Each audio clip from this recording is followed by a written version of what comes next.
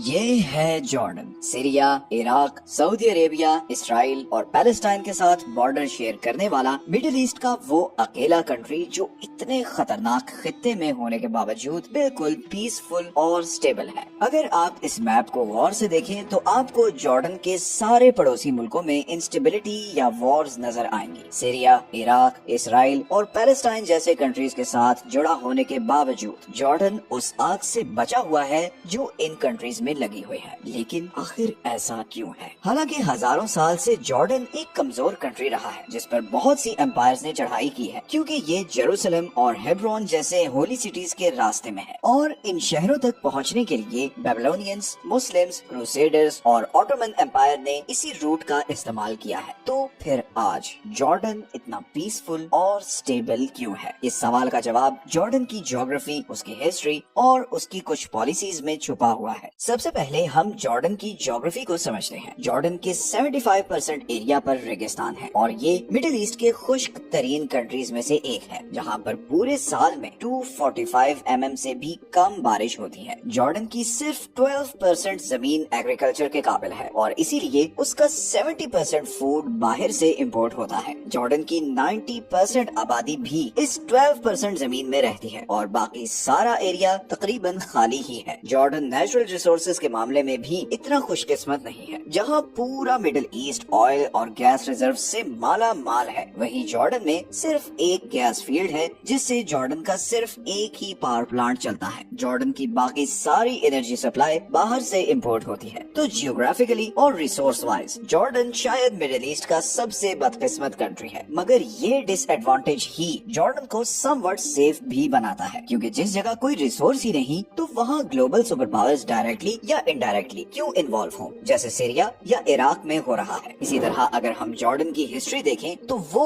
اس کے آج کی سچویشن کے بالکل اپوزٹ ہے۔ جارڈن پر ہمیشہ سے مختلف امپائرز اٹیک کرتی اور اسے کنٹرول کرنے کی کوشش کرتی رہی ہیں۔ آج سے 3000 سال پہلے جارڈن پر 3 کنگڈمز امن، مواب اور ایڈوم کا راج تھا، لیکن پھر کچھ ہی عرصے بعد یہ تینوں کنگڈمز اسیرین امپائر کے کنٹرول میں چلی گئیں۔ پھر کچھ برسوں بعد بیبلونینز نے اس سارے ایریا پر قبضہ کر لیا۔ پھر 5th سینچری کے آس پاس یہ سارا ایریا پرشین امپائر کے کنٹرول میں چلا گیا، اور پھر گریک امپائر نے پرشین امپائر کو شکست دے کر اس ایریا کو اپنے کنٹرول میں لے لیا۔ گریکس کے بعد یہ ایریا رومن امپائر کے کنٹرول میں چلا گیا، جس نے پھر اس سارے ایریا کو کلچرلی اور ایڈمنسٹریٹولی بہت چینج کر دیا۔ لیکن پھر پرشین امپائر ایک بار پھر ابھری اور 6th سینچری کے آخر تک رومن اور پرشین امپائر کے بیچ اس ایریا کے کنٹرول کے لیے بہت وارز ہوتی رہی، اور بالآخر 7th سینچری میں مسلمانوں نے رومن اور پرشین دونوں امپائرز کو شکست دے کر اس سارے ایریا کو اپنے کنٹرول میں لے لیا۔ اگلے 400 سال تک یہ ایریا مسلمز کے کنٹرول میں رہا، لیکن پھر 11th سینچری میں کروسیڈرز نے آ کر اس ایریا پر قبضہ کر لیا۔ 12th سینچری میں مسلمانوں نے ایک بار پھر کروسیڈرز کو شکست دے کر اس ایریا کا کنٹرول واپس لے لیا، اور 15th سینچری تک یہ ایریا ایجپشین مملوکس کے کنٹرول میں رہا، اور پھر فائنلی 16th سینچری میں یہ ایریا آٹومن امپائر کے کنٹرول میں چلا گیا، اور 20th سینچری تک یہ سارا ایریا آٹومن امپائر کے کنٹرول میں ہی رہا۔ لیکن آٹومن امپائر کے دور میں ایک پرابلم یہ ہوئی کہ آٹومن امپائر کا اس ایریا پر کوئی خاص فوکس نہیں تھا، کیونکہ سوائے اس چیز کے کہ یہاں سے جیروسلم تک جانے کا نیچرل روٹ تھا، ان کے لیے یہ ایریا تقریباً یوز لیس تھا، بیکاز نہ تو یہاں کوئی ایگریکلچر تھا، نہ کوئی بڑا سمندر لگتا تھا۔ تو آٹومن امپائر نے یہاں پر کوئی خاص ڈیولپمنٹ نہیں کی، جس کی وجہ سے لوکلز میں بہت غصہ تھا، اور اسی لیے انہوں نے سن 1900، سن 1905 اور 1910 میں آٹومن امپائر کے خلاف بغاوت کرنے کی کوشش بھی کی، جسے آٹومنز نے بری طرح کچل دیا، مگر لوکل جارڈینینز نے اس گھاؤ کو ہمیشہ یاد رکھا، اور ورلڈ وار 1 میں انہوں نے آٹومن امپائر کے خلاف برٹش امپائر کا ساتھ دیا، اور جب ورلڈ وار 1 ختم ہوئی تو جارڈن برٹش امپائر کی ہی کالونی بن گیا، اور 1946 تک برٹش کنٹرول میں ہی رہا۔ 1946 میں جارڈن برٹش کنٹرول سے آزاد ہوا اور ورلڈ میپ پر ایک انڈیپینڈنٹ کنٹری کے طور پر سامنے آیا۔ اب جارڈن کا نام تھا ہیش हाशिमाइट किंगडम ऑफ जॉर्डन और इसके बादशाह थे किंग अब्दुल्ला हुसैन। मगर आजादी के बाद जॉर्डन एक कॉम्प्लेक्स सिचुएशन में था। उसके बिल्कुल साथ एक नई आबाद होने वाली स्टेट ऑफ इसराइल थी, जिसके खिलाफ सारा अरब था। आजादी के 2 साल बाद ही 1948 में जॉर्डन 7 अरब कंट्रीज के साथ मिलकर इसराइल के खिलाफ वॉर में चला गया। इस वॉर को फर्स्ट अरब इसराइल वॉर भी कहते हैं। इस वॉर में जॉर्डन ने वेस्ट बैंक और ईस्टर्न जेरूसलम तक कब्जा कर लिया। हजारों फलस्तीनियों ने किंग अब्दुल्ला को अपना बादशाह मान लिया और 1967 तक वेस्ट बैंक और ईस्ट जेरूसलम जॉर्डन का ही हिस्सा रहे। फिर 1967 में 6 डे वॉर में इसराइल ने अटैक करके West Bank, Golan Heights, Sinai और गजा पर कब्जा कर लिया। फिर 1970 और 1973 में भी जॉर्डन और इसराइल के बीच लड़ाई हुई, जिसमें जॉर्डन को बहुत भारी नुकसान उठाना पड़ा। इसी दौरान हजारों की तादाद में फलस्तीनी रेफ्यूजीज जॉर्डन में आकर आबाद होने लगे और जॉर्डन ने भी सब रेफ्यूजीज के लिए अपने बॉर्डर्स खोल दिए। इन सब का जॉर्डन की इकोनॉमी और पॉलिटिकल सिस्टम पर बहुत बुरा असर भी पड़ा और 1999 तक जॉर्डन में बहुत ज्यादा पॉलिटिकल और इकोनॉमिक इंस्टेबिलिटी रही। और अब यहाँ ये सवाल आता है कि फिर 1999 के बाद ऐसा क्या हुआ कि आज जॉर्डन इतना स्टेबल कंट्री बन चुका है। असल में 1999 में जॉर्डन के उस वक्त के किंग बहुत बीमार थे और उन्होंने किंग अब्दुल्ला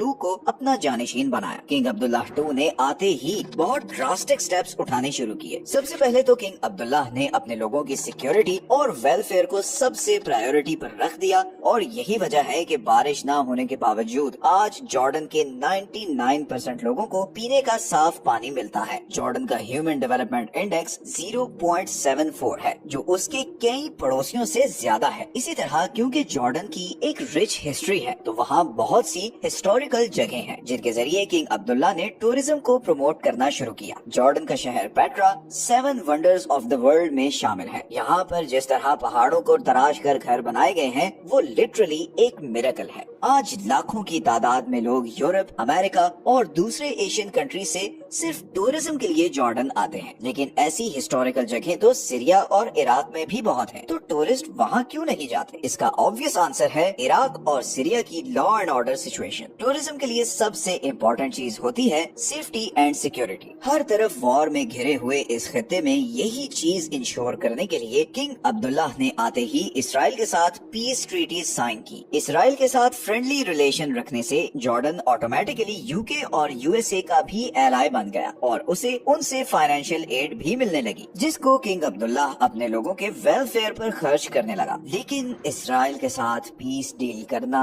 एक दो धारी तलवार थी, क्योंकि सारा अरब इसराइल के खिलाफ था। तो ऐसे में अरब कंट्रीज ने जॉर्डन के खिलाफ कोई एक्शन क्यों नहीं लिया? इसकी एक बहुत बड़ी वजह यह है कि जॉर्डन पूरे अरब बल्कि पूरी दुनिया में सबसे ज्यादा रेफ्यूजीज लेने वाला मुल्क है। जॉर्डन में 30 लाख पैलेस्टीनियंस, 11 लाख के करीब सीरियंस और हजारों इराकी, चेचन और आर्मेनियंस आबाद हैं। इतने रेफ्यूजीज अपने मुल्क में रखने की वजह से सब कंट्रीज जॉर्डन की रिस्पेक्ट करते हैं, बिकॉज अगर जॉर्डन इन रेफ्यूजीज को ना लेता तो फिर ये सऊदी अरब और दूसरे गल्फ कंट्रीज के लिए मसला खड़ा करते। इसलिए अरब कंट्रीज इसके बावजूद कि जॉर्डन ने इसराइल के साथ पीस डील कर रखी है, वो खुश हैं कि जॉर्डन ने इन लाखों लोगों को अपने मुल्क में पनाह दी हुई है। और सिर्फ यही नहीं बल्कि उनके साथ बहुत अच्छा सलूक भी किया जाता है। और यही वजह है कि 2011 में अरब स्प्रिंग के बहुत ही कम असरात जॉर्डन तक पहुँचे, बिकॉज जॉर्डेनियन किंग ने फौरन प्रोटेस्टर्स की डिमांड को पूरा किया और किसी भी किस्म की फोर्स इस्तेमाल करने के बजाय बड़े ही आराम से उनके साथ डील किया। तो इस न्यूट्रलिटी और हॉस्पिटैलिटी की वजह से जॉर्डन के सभी पड़ोसी उसकी रिस्पेक्ट करते हैं, क्योंकि उन्हें पता है कि जॉर्डन ने उनका बहुत बड़ा बोझ उठाया हुआ है।